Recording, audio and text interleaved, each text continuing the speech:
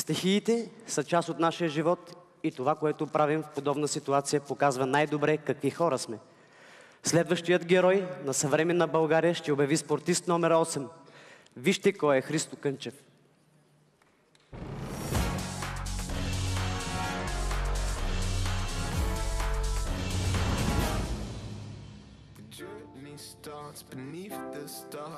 Христо Кънчев е на 21 години.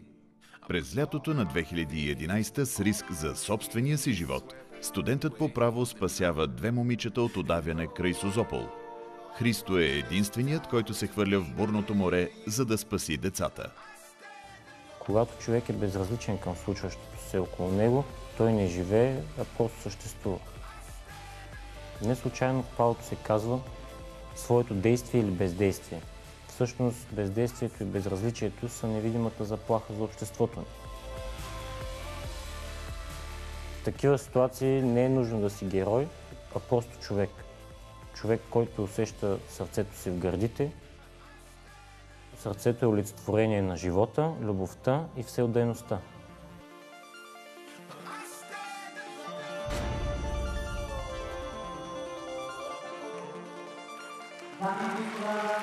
Кънчев.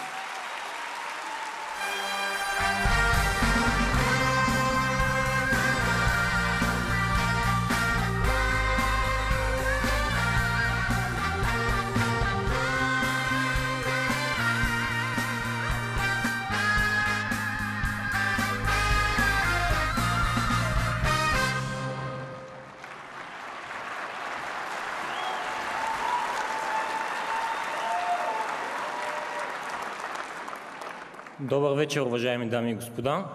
За мен е чест и удоволствие да бъда част от тази годишните награди спортист на годината, тъй като вярвам, че българските спортисти са едни достойни българи, които въпреки трудностите пред тях успяват да ни докажат, че българският спорт съдържа в себе си шампионски дух, воля за победа и таланти, които покоряват световните върхове.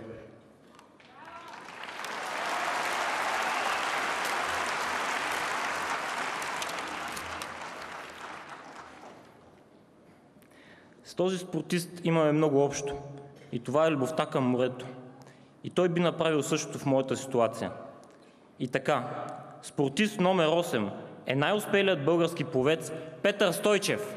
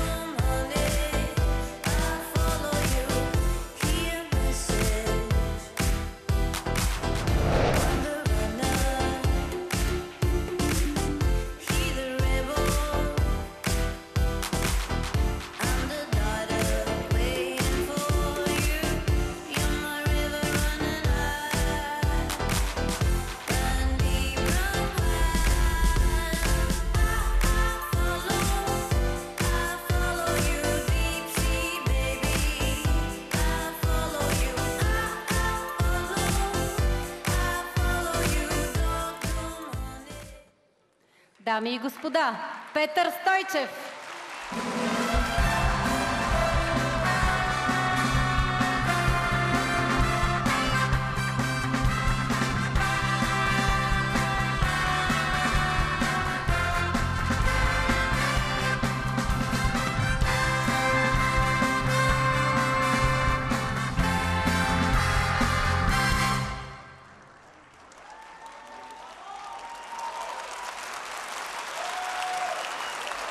Заповядай на катедрата.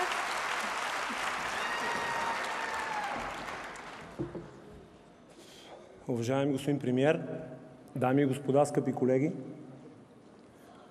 не може да не ме ласкае факта, че за пореден път попадам сред 10 най-добри спортисти на България. Не може да не ме ласкае факта, че моя спорт, плуването, е оценен високо от българските журналисти, за което искам да им благодаря.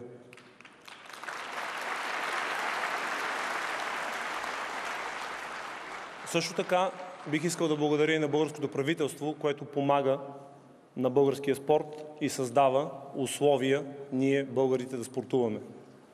Бих искал да благодаря и на моят треньор Красимир Туманов, който прекара голяма част от съзнателния си живот по плувните басейни, броейки километрите, които преплуваме. Също така